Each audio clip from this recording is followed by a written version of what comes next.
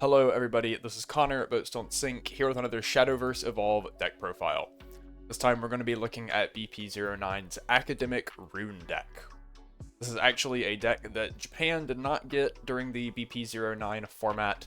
Instead, most of these cards were included in a starter deck that they received at the same time as their BP10. Instead, these cards and the Draconic Duelist starter deck cards were both included in our BP09 in English, for better or worse. But it does give us a pretty cool deck to look at in a format where it maybe gets to shine a little more than it would otherwise. As always, this deck is meant to be a starting point. This is a very heavily trait archetype focused deck, so it is pretty streamlined in which cards it wants you to play, especially considering most of these came out of a sort of pre-constructed product to begin with. But there are definitely some tech slots, some different options you can mess around with, so feel free to do that and figure out which ones fit your playstyle and meta the most. As I said, pretty heavily just archetype focused here, so we have lots of playsets, lots of new cards that all come from the pre-constructed deck, lots of cards that Japan had reprinted in the pre-constructed deck from some of our earlier sets, set 2 for Craig, 4 I believe for Freshman Lou, and set 6 for Mysteria, which we recently got as an alternate art SP in set 8. We're not playing the older Anne and Grea from set 2. Unfortunately, they're just a little bit too slow for a deck like this. But we are playing the new Anne and Grea that both feature as legendaries in set 9. Our Evo deck is not incredibly tight, but because Grea is so important, we just play 3 Grea Evos, which only leaves us with room for 1 Craig. But Craig's Evo is just his fanfare effect again, so not super important to have multiple copies there. As always, if you'd like to check out the deck log page for this deck, you can use the code in the bottom right. That's going to be 3MBWQ, or you can use the link in the description. Breakdown here, we are playing 28 followers and 12 spells, which is a little surprisingly high on the follower count for a deck like this. A lot of the Runecraft archetypes tend to be more spell focused. This one actually cares a lot more about followers. Not even really followers, but it just cares about having the academic trait in our cemetery, not necessarily spells. And a lot of the academic cards we have are actually followers. They give us some spell tokens, but obviously those won't be going to our cemetery. And just have lots of like hand fix, draw ditch, sort of filtery effects themselves. We do still have 12 spells, mostly removal and some draw spells. Curve is pretty low, which is good for a deck like this. We want to be able to play multiple cards in a turn to sort of just churn through them and fill our cemetery quickly. Though we do sort of see a little bit of a spike around 5 and 6, where most of our top end lies. Taking a look at our individual cards here. Starting off, we have a new follower, Mr. Bertrand, Magic Mentor. This is a 1-cost 1/2. Fanfare, we get to choose one of the following. Option 1, we can put a Mysterian Missile token into our EX area. So that is a new token spell. It costs 2. You select an enemy follower on the field and deal it 3 damage, so it's a pretty standard removal spell.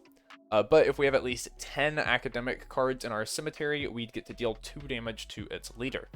So already we can sort of see the main theme that we're going to have going on here, where we want to hit thresholds of academic cards in our cemetery in order to unlock bonus effects on our cards. Bertrand's second option is to select an academic spell in cemetery, and if there are at least 5 academic cards in our cemetery, we can add that spell back to our hand. We play 3 different academic spells, being Grea's Ember, a 1-cost Angelic Snipe clone, Mysterian Knowledge, which is a 1-cost draw spell, and Anne's Sorcery, which is our 5-cost finisher. This basically means that Bertrand can be both useful just on turn 1 right out of the gate to give us a Mysterian Missile, or later in the game when just getting a Mysterian Missile might not be as useful. We can instead use him to recur a different spell, even potentially grabbing back Anne's Sorcery to play as a finisher on the same turn. Or just to grab back like Snipes or a draw spell to sort of keep churning through our deck and find our win conditions. So, good card, quite flexible. It is also worth noting that as a 1-drop, he is the only card we'll be able to play for free in the later turns off of Mysteria. Next up, we play 2 Angelic Barrage. I've seen a lot of these lists only play 1. I think if you're going to bother playing it, you just want to be on 2. Even though it is easily searchable, having access to multiples might be pretty good. It obviously hits a lot of the relevant token decks right now, especially the Vampire deck, which, of course, recently won the World Finals. It gets rid of the Forest Bats, it gets rid of Puppet tokens, including Victoria, and it gets rid of things like Knights, and just various other X1s. So I think it is a decent, just sort of sweeper effect to have, in addition to our Angelic Snipes, since we are also playing those.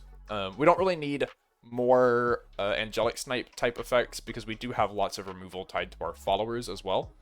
So I like the option of a sweeper here, and unfortunately we just don't have enough spells for Absolute Zero Blade to be good, so Angelic Barrage it is. Next up is Grea's Ember. This is, as I said, our Angelic Snipe clone. It is a 1-cost quick timing, deal 2 damage to an enemy follower. If we have at least 5 academic spells in our cemetery, we get to deal 3 instead. So our normal mode is going to be good just on the first couple turns of the game if we do open this spell to answer just various goblin clones and things like that. And then into some of the mid-game turns, it's going to be able to answer slightly bigger threats. That's going to let us trade play point positive on our removal. Our last 1-cost is Mysterian Knowledge, so this is also a new spell. 1-cost, as an additional cost to play it, you have to reveal 2 academic cards from your hand. So, not very hard. Almost the entire deck here is academic, outside of like a couple cards, so you'll basically always be able to pay this additional cost. But it basically prevents you from splashing this as like additional copies of like Better Insight, in various other decks. But yeah, here, not really a real extra cost. It's going to let us draw a card and then put a Mysterian Missile into our EX area. So this is also just a very good turn 1 play. Basically, any like Bertrand or Mysterian Knowledge that on turn 1 allows us to set up a turn 2 Mysterian Missile means that we can either continue playing more followers on turn 2, or if our opponent presents us with sort of a threat that we need to answer, especially if they went first and get to play a 2-drop, it might be more beneficial for us just to pay 2, use the missile to pop their 2-drop, and then we also didn't have to spend any cards out of hand on turn 2. So these cards are essentially just card advantage by not making us spend extra cards for removal. So very powerful, just very efficient as we go through the game. The one downside is that using Mysterian Missile in this way is going to slow down your cemetery buildup. Since it is a token, you're not going to get that extra academic card in cemetery. Moving into our 2-drops, we have Old Faithful, Craig, Wizard of Mysteria, the Goat from BP09. He's a 2-cost 2/1 fanfare, draw a card, then discard a card. And of course, Evos for 1 into a 3/2 with on evolve, draw a card, then discard a card. Not really much special going on here. Obviously, in older like spell chain decks, this was used to discard Trail of Light in order to draw additional cards alongside Penguin Wizard. However, here we really just care about having academic cards in cemetery, not spells, so Trail of Light is not too beneficial for us. Even though it would give us extra hand filter or like extra card draw, it's just not progressing our game plan, so not something we're looking at. But this does let us dig for our win conditions while also filling our cemetery, so good card for the strategy. We played 2 copies of Freshman Lou from BP04. This is a 2-cost 1/2 fanfare. Search your deck for a spell that costs 1 play point, reveal it, and add it to your hand.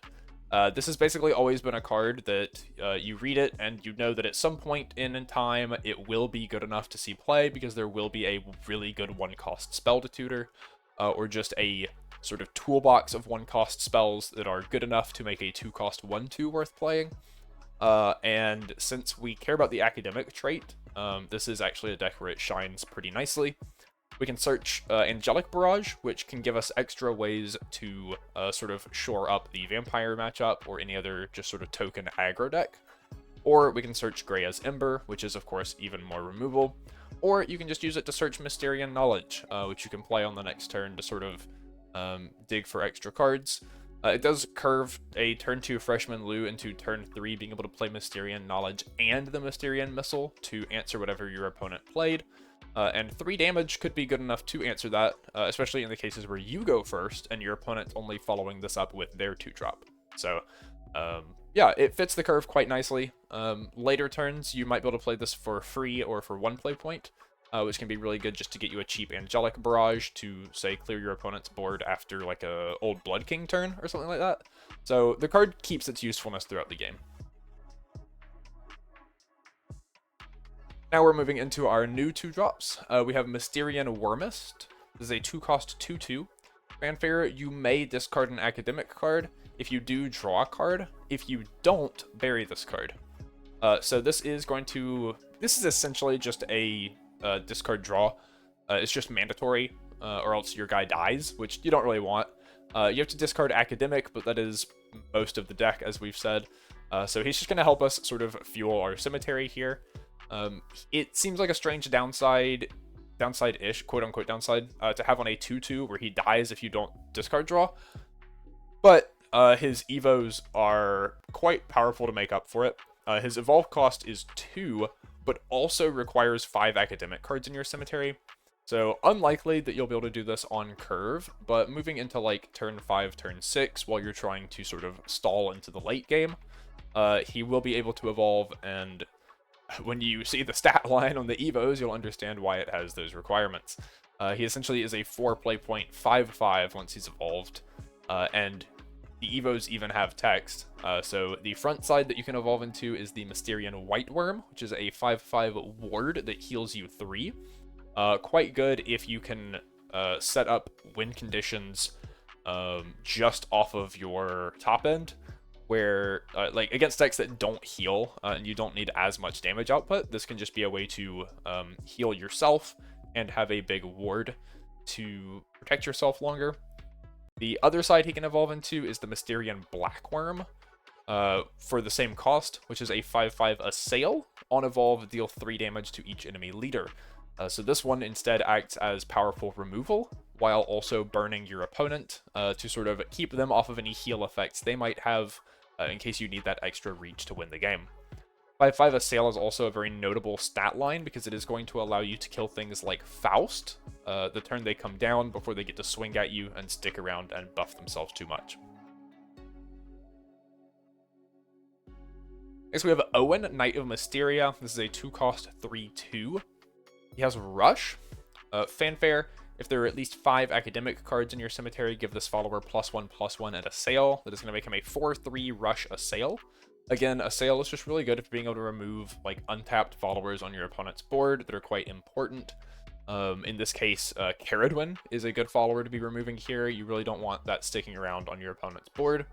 And Vania, which can like burst heal, can make it quite difficult for your win condition as well. So being able to remove either of those is quite important. And then his other effect is Strike, to put a Mysterian Missile token into your EX area. So when he swings, you are essentially drawing a card back, since you're going to get a Mysterian Missile. And if he does live to swing multiple turns, that can be quite good, just getting extra missiles and being able to stockpile them up as even more removal. Our last 2-drop is Tico, Mysterian Spell Nerd. This is a 2-cost 2/3 with Ward. Last words, look at the top card of your deck. If it's an academic card, you may reveal it and add it to your hand. This card is not super impressive compared to a lot of the other cards in the deck, but it is a 2-drop that you can play on curve, especially going first, where if you untap with it, you get to swing for 2. Cool. If you don't, then you get to draw a card to replace it, most likely. And in some matchups, like Sword, it can be a ward body that just sort of slows your opponent down long enough for you to get to some of your hyper-efficient removal to keep their board clear. And since it has 2 attack, it's still good enough that it's probably going to trade with most aggressive Sword bodies if they do decide to swing into it. The alternative that you can play to this card is an academic card we don't have in this list from set 9, Pala, Student Teacher, which is a 3-cost 3/3. Fanfare, draw a card, and then if you have at least 5 academic cards in Cemetery, recover 1 play point. So Pala is not something you can play as early on curve, but does draw you a card on play instead of on death, and always draws you a card. There's no chance you'll miss there. And once you get into the mid game, is essentially also a 2-drop. So you can sort of switch back and forth between these. I think Tico being a turn 2 play going first is a little more valuable, but Pala has a little more synergy with some of the later cards we're going to look at. Moving into our 3-drops here, we have Grea, Mysterian Dragoness. This is a legendary from set 9. This is a 3-drop 3/3, so normal 3-drop Evo stat line.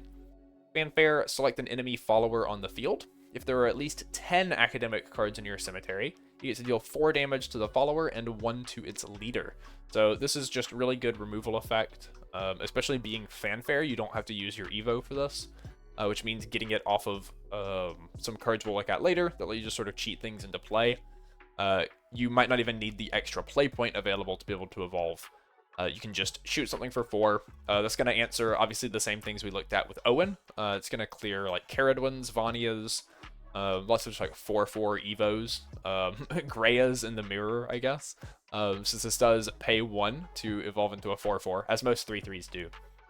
But the nice thing here is that you're also getting 1 damage to the leader, so extra chip damage is just sort of going to counteract any small amounts of healing that your opponent does throughout the game. The Evo is, as I said, a 4/4. On Evolve, you get to search your deck for a Grea's Ember, put it into your EX area and shuffle, and then the next Grea's Ember that you play this turn costs 1 less. So obviously that's our Angelic Snipe clone. Ideally, by the time you're evolving a Grea, you'll have the 5 Academic and Cemetery requirement, which means you'll be dealing 3, and Grea has another effect that while it's on your field, if an academic spell you control would deal damage, it deals that much +1 instead. So that's actually going to make your Grea's Ember deal 4 damage. So you get very efficient 1 cost 4 damage removal, and the turn you evolve, it'll cost 0. So you get 4 damage on play, and then 4 damage off your spell, and then another 4 damage from the swing if you really need it. So very efficient triple removal here that also gets to burn your opponent's face 1. The nice thing as well about the on evolve text is if you draw your Grea's Embers and don't have any in deck to search, it does not specify that the Grea's Ember you put into EX area is the one that costs 1 less. It is just the next Grea's Ember you play from anywhere. So if you do just have them all stuck in your hand and have to play it from hand, you're not getting the +1 from deck, but you still get to play it for free. The other nice thing about the bonus damage effect here is that not only does it buff the damage on Grea's Ember, it also buffs the damage that your Mysterian Missile and Anne's Sorcery will do. And it does not just buff damage to followers, it also buffs the damage to leaders. So now your Mysterian Missiles deal 4 to a follower and 3 to the leader.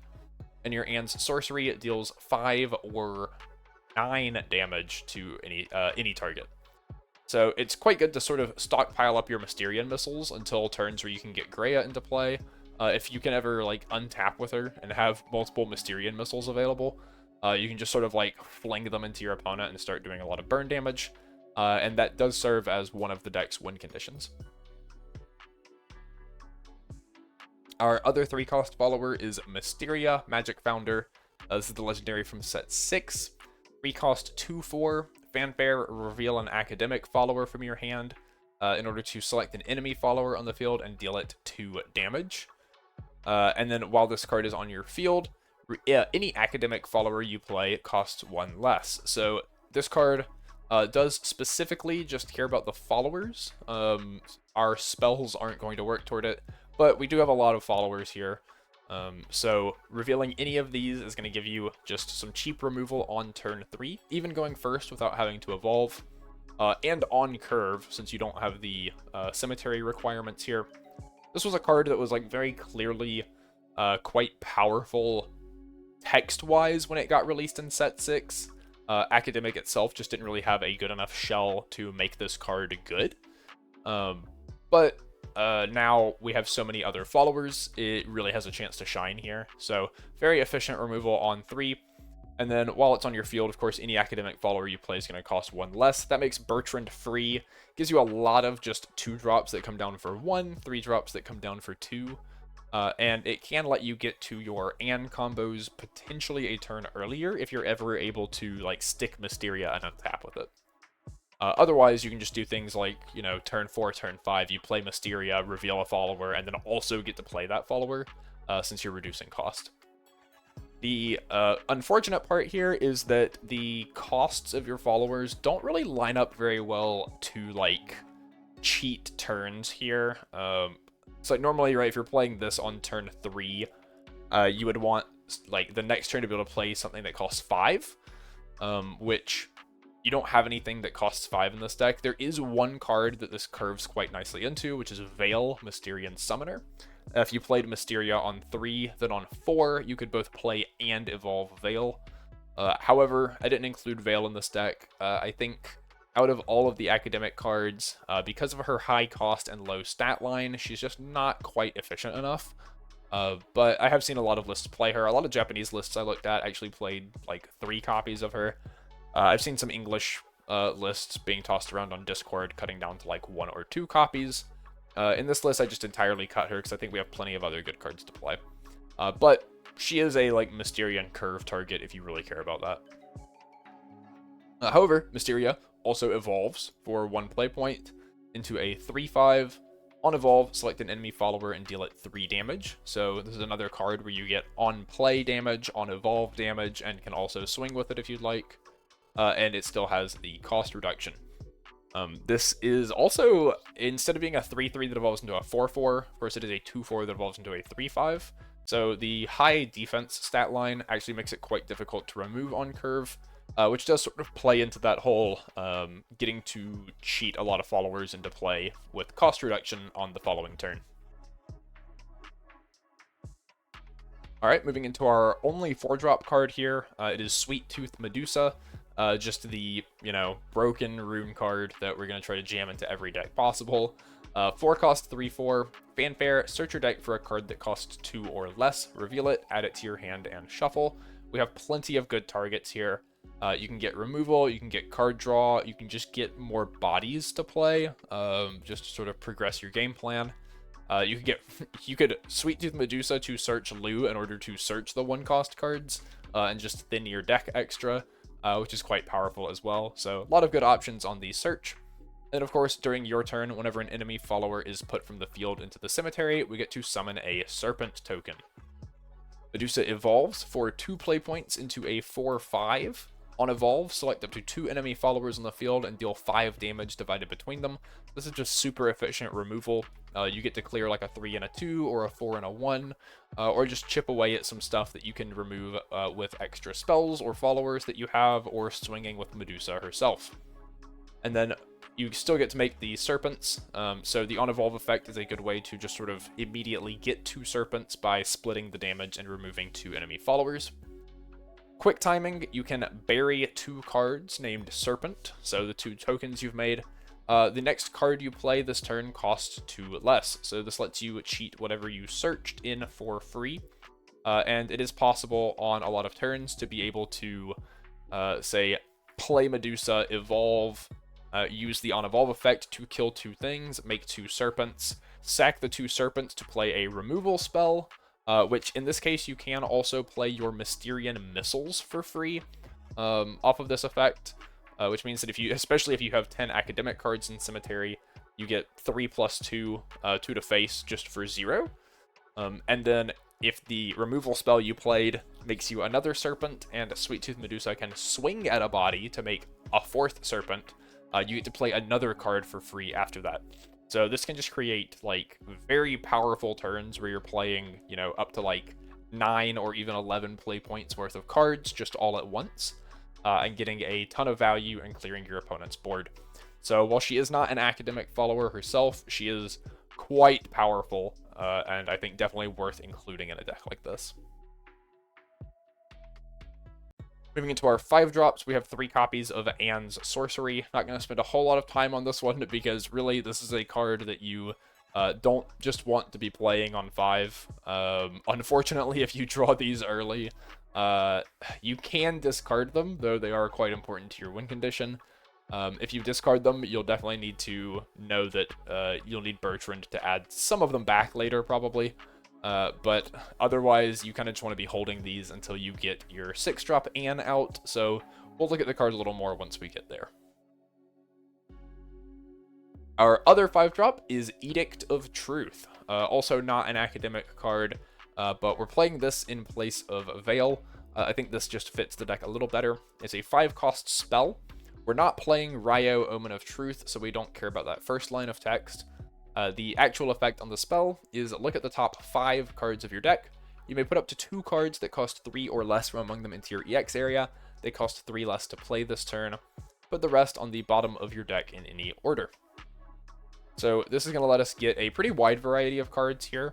We can grab lots of like Hand Filter or Tutor or just good bodies like Owen or removal spells like Grea's Ember. The main reason I like this over Veil is that Veil is limited to grabbing cost 2 or lower cards. This getting us cost 3 cards means we can also get Grea and Mysteria, which are just very powerful cards that have removal effects on play. So in the worlds where you have the 10 Cemetery requirement and get Grea, that's just like another very good free removal spell. And if you're playing this going second, or if you have just turn 6 onwards, have the extra play points, you can also evolve Grea or Mysteria straight off of Edict of Truth. And that just leads to quite powerful turns that I think are a lot more than what Veil provides. And, of course, despite this not being an academic card, since we're getting to play 2 cards out of our deck, we are kind of still, like, accelerating our Cemetery count here. So, as a one-of, I think this card is quite good, just to sort of fish out extra cards. And like I said, Veil, my issue is just that it only gets cost 2 or lower cards, which kind of locks out some of the very good academic cards that we could have access to. And, of course, Veil takes up Evo deck space. So if you wanted to play Veil, you would have to cut down on Medusa, and I think Medusa is also just quite powerful and definitely worth including in a deck like this. Lastly, we get to our boss monster, Anne, Mysterian Prodigy, the cover card of the starter deck, and also a legendary in set 9. This is a 6-cost 5/5 fanfare. Choose one of the following. If there are 10 academic cards in your cemetery, we get to choose 2 instead. Option 1 is to search your deck for an Anne's Sorcery, put it into your EX area, and shuffle your deck. The next Anne's Sorcery you play this turn costs 5 less. 5 less. We get to play Anne's Sorcery for free. So now we can take a look at Anne's Sorcery here. It is also modal. It is a 5-cost spell. You get to choose one of the following. Option 1 is select an enemy leader or follower, deal it 4 damage, and draw a card. Option 2 is that if we have 10 academic cards in Cemetery, we can pay an additional 3 play points to deal it 8 damage and draw 2 cards instead, which is basically playing the card twice. So off of Anne, this is now a 0-cost deal 4 to something draw card, or a 3-cost deal 8 draw 2 cards. This is why we don't really want to be playing Anne's Sorcery Street from our hand. Neither of those effects. I mean, okay, if you can pay 8 and just like deal 8 and kill your opponent, that is worth it. And if your opponent's at 4 life, like paying 5 to kill them is worth it.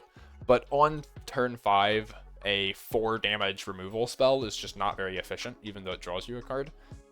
So really, we want to be playing these off of Anne. Now, the nice thing is that it has the same clause as Grea, where it doesn't care if you're playing the one in your EX area. It's just any Anne's Sorcery you play costs 5 less. So if you do have one stuck in your hand, you can still play it for free. You don't have to worry about that. But yeah, this can be quite a good finisher. You can either play Anne and shoot a follower for 4 if you have to, and draw a card. Or you get to play Anne and just 0-cost for your opponent's face, which is essentially a storm effect that doesn't care about words. But this gets really powerful when we start looking at the second option as well.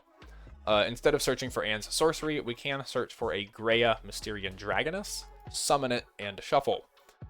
Which, if we're at 10 in Cemetery, obviously we're getting both of these modes, and we'll get Grea's on play effect to deal 4 damage to an enemy follower and 1 to its leader. That's when things start getting really strong, is when you're getting to choose both, because you'll get Grea and Anne's sorcery. If you can evolve Grea, it means you're going to get Grea out, deal 4 to their follower, 1 to their face, Evo, which is going to get you Grea's Ember, which you can play for free, and will also deal 1 extra damage off of Grea's effect, so then you get to deal 4 to another follower. You can also just swing Grea for 4, so you might get triple removal for 0 off your Anne here, just for the 1 cost of evolving. And the nice thing to note is that Grea also buffs the damage off of Anne's sorcery. Now you can also get 0 cost 5 to face, or if you're at 10 play points, you can pay 6 for Anne, 1 to evolve Grea, and then the last 3 use mode 2 on Anne's sorcery to deal 9 damage to your opponent, and hopefully drawing 2 cards doesn't matter at that point, because 1 from Grea's Fanfare plus 9 off of Anne's sorcery is 10 storm damage for 10 play points. 10 burn damage, so you don't, again, like I said, you don't care about wards. This is a way to just sort of uninteractive kill your opponent. I say out of nowhere. If it's turn 10, a lot of decks can probably kill your opponent for 10 play points, but this is nice because it does just sort of scale throughout the game. If you play this on turn 6, you know, you can bore their face, you can use it as removal, you can get a Grea if you have an Evo point, like you can get multi-removal off of that. And then just the longer the game goes and the more play points in Cemetery you have, the more powerful these effects get. So a very powerful finisher that's just sort of modal.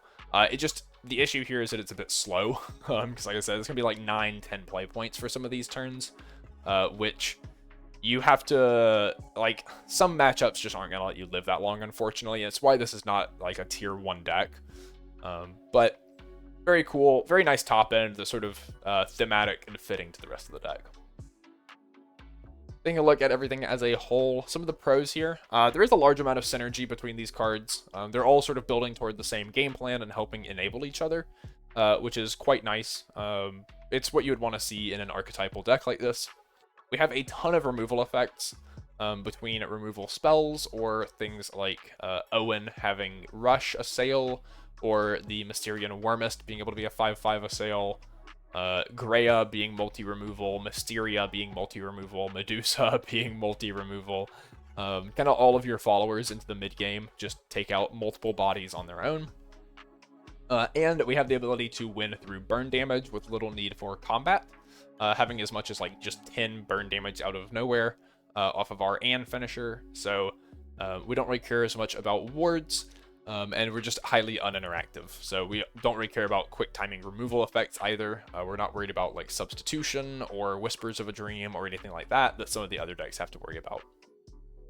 Some of the cons, unfortunately, it can be somewhat reliant on drawing cards in correct sequences. It's always awkward to play a Grea and have drawn all your Embers already, or play an Anne and have already drawn all your Greas and have nothing to search. Those can definitely be some awkward turns that set you back. And just the issues of drawing your big payoffs without drawing enough early game hand filter to get 10 cards into your cemetery. Outside of this, though, the other big issue with the deck is that the win condition is just quite slow. As I said, Anne is 6 to play, but really, it's not your win condition until you get to 9 and 10 play points, unless you were able to stick enough bodies just to swing at your opponent and get them low enough that a, like, raw 5 damage, like 4 or 5 damage and sorcery kills them. Otherwise, you're going to be waiting until turn 9, turn 10, which is after, Earthright has had multiple turns of Riley pushes, or Vampire has gotten to Crimson Rose Queen and beyond.